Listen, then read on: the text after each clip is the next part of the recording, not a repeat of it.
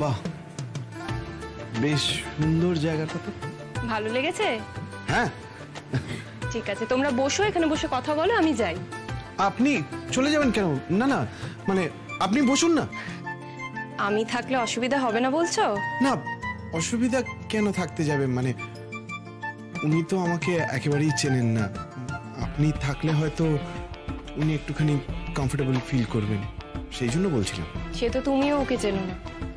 হ্যাঁ, তা ঠিক। চেনা জানাটা শুরু করার জন্যই তো এত আয়োজন। তোমরা কথা বলো। আরে বাবা, এত ঘাবড়িও না তো। ক্ষণিকের এই অস্বস্তিটা যদি কাটিয়ে নিতে পারো, দেখবে জীবনের রাস্তাটা আরো সহজ হয়ে যাবে। তোমরা দুজনে মিলে আজকে যা বলার একদম মন খুলে একে অপরকে বলে নাও। তোমরা বসো, কথা বলো, আমি তোমাদের খাবারটা পাঠিয়ে দেবো। ভালো লাগছে না আমার, একটুও ভালো লাগছে না। এই লোকটার সঙ্গে এখন আমায় বসে কথা বলতে হবে? কেন বলবো? আমি চিনি না, জানি না। আপনি কিন্তু আমাকে নিয়ে একদম ব্যস্ত হবেন না, আমি চা হলেই আমার চলবে। ওমা, তা বললে হয় নাকি?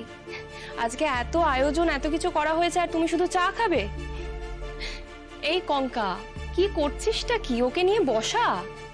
ও তোর বাড়িতে অতিথি হয়ে এসেছে, তুই গুটিয়ে থাকলে ও তো আনকমফোর্টেবল হবেই। কথা বল অর্জুনের সাথে। ঠিক আছে, আমি আসছি।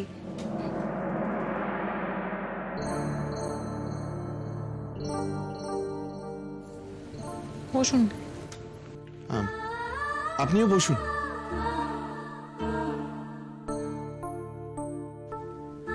দাঁড়িয়ে আছেন কেন? বসুন। হ্যাঁ,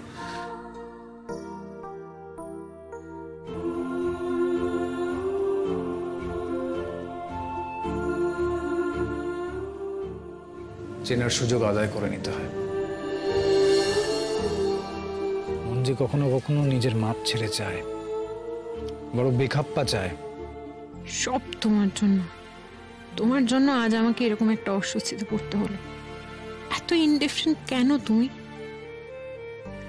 আচ্ছা, সেদিন যে বললে এরকম মেয়ে দেখতে আসার অনুষ্ঠান দেখতে তোমার খুব ইচ্ছে করে, চলে এসো না প্লিজ, দেখে যাও আমাকে।